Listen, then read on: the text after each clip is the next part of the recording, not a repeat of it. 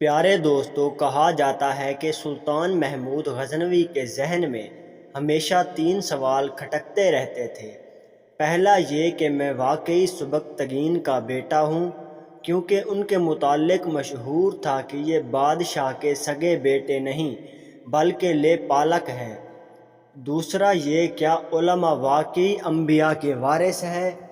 یہ تو خود بے اختیار قوم ہے، انبیاء کا وارث تو بادشاہ وقت یا با اختیار آدمی کو ہونا چاہیے تھا۔ تیسرا یہ کہ میں جنت میں جاؤں گا یا نہیں۔ انہی 3 سوالات کو ذہن میں لے کر وہ ہمیشہ پریشان رہا کرتے تھے۔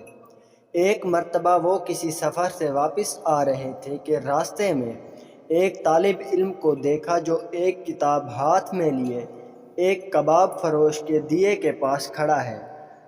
جب ہوا چلتی ہے تو یہ طالب علم دیے کے ذرا قریب ہو جاتا ہے، زیادہ آگے بڑھنے سے جھجکتا ہے کہ کہیں کباب فروش یہ نہ کہہ دے کہ بھائی لینا نہیں تو پھر کھڑے کیوں ہو۔